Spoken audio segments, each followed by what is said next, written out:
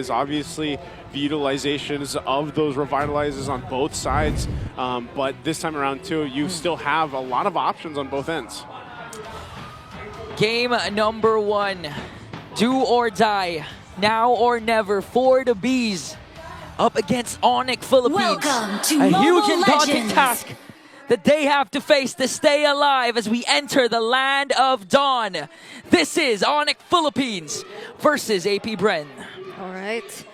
This is a game wherein we definitely need to pay attention to the team fights that are going to take place, since both of their lineups are pretty much designed for team fights.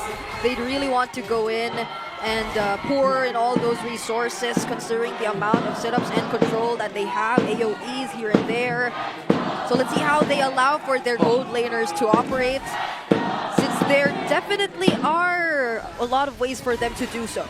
I honestly, this is the first time I'm feeling the atmosphere of the arena. I can feel the drums. A lot are supporting Onic, but now they're trying to go for Kekedot. Didn't pop the Revitalize yet, so no resources expended. Yeah, good thing that he held on to that. I was actually expecting him to pop it, so he'll get back. No one going down just yet. Oh. Little action there too. King Kong trying to get what he can from this side of the jungle, but ultimately nothing just yet. So part of this as well for Apbren as they force Kirk out of here. That's the electrifying beats already used onto Kirk, but look at the response from Brusco and King Kong. Ogi Shadow Kill to turn things around and take down James Pass instead. Kekedot trying to chase after the kill, but he will be punished as well, or maybe not, if he still gets to somehow find his way, but Brusco denies him of doing so. A family that stays together, dominates together, and with that 2-kill swing, Onic Philippines has a clear advantage towards the early game. Now they have to wait again for their power spike for the side of the Bees. Give enough pressure for James Panks to be able to roam around his own jungle and not get invaded. And later on, he'll help Shizu stack up with his Granger. Yeah, that's tough. That's the part, that I was saying. Like, before this first turtle comes up, typically with the lineup that they have, you don't want to really go down, but then they force that fight. Chasing Kirk, and now another fight. Look at all the damage being thrown by Super Prince. Dare is already down, and there will be no one to zone and find their way through. Onic Philippines secures the turtle, and Apbren, they're down by 3 kills already. Interesting to know that Super Prince did not opt for the rapid boots. Oh, what? 2-man knockup from the title strike, and now Kekedot, he's forced to go in, immediately gets taken out by King Kong, and Dare's just trying to sustain everyone that they can just potentially walk away as James Pass, he goes in, uses the electrifying beats, and finds a trade onto Brusco.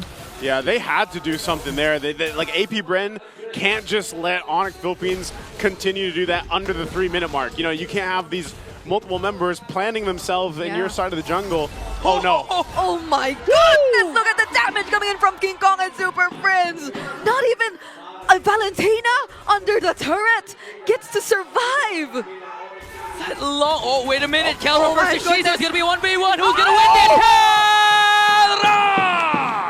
He still wins the 1v1. And the immediate response coming in from each and every member of Onic Philippines.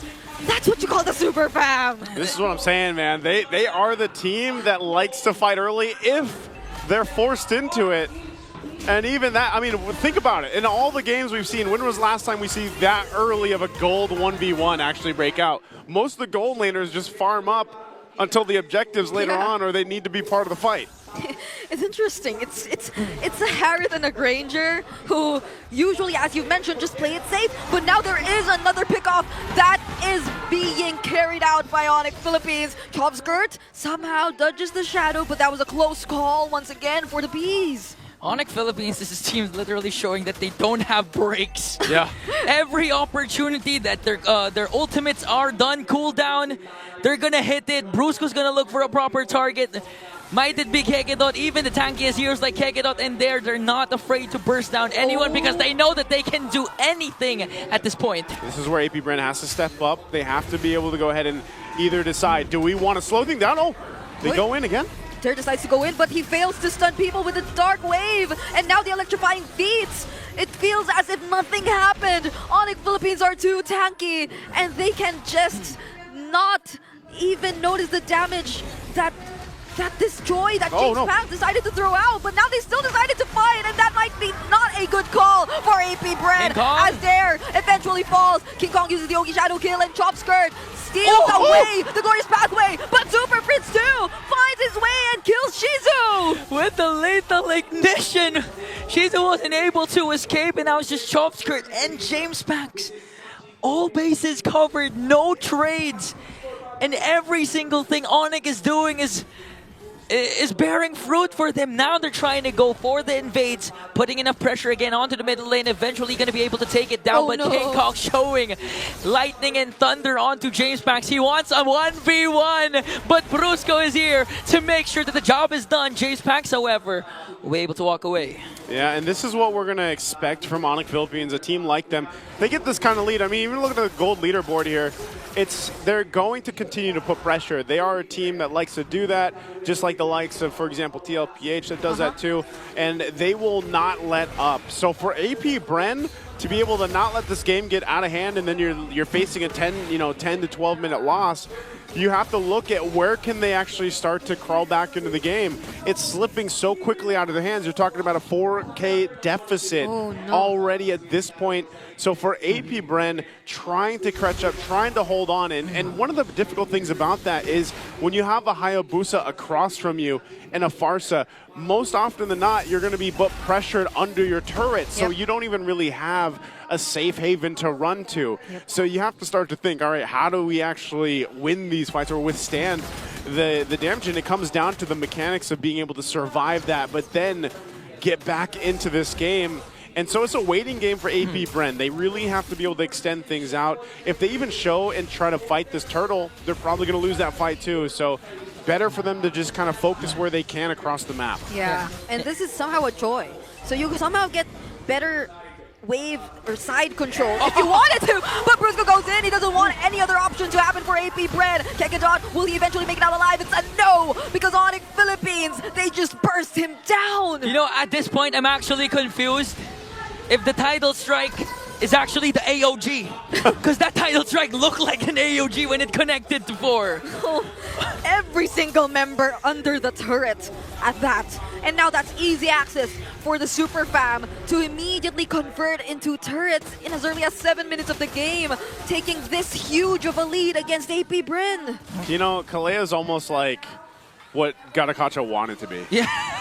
You know what I mean? Like, yeah, he's got the AOG, but it was almost to the point where they were like, man, we kind of messed up with Garakacha. Let's just make a new hero. What Garakacha wanted to be. You know what I mean? Like, and like, because like you could picture Garakacha being the one to like grapple people and throw them, you know, with the tsunami slam, but at least he can jump into the air. Yeah, there are so many more things you can do as the Kalea compared to the Katot.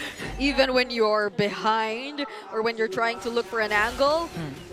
Oh my goodness, but this isn't looking too good for Apbren. Even there, he's not able to sustain the damage anymore. Coming in from Kelra, who currently is probably so up high there in terms of gold. And now you can see Apbren is just literally reactive to what Onic Philippines has been doing.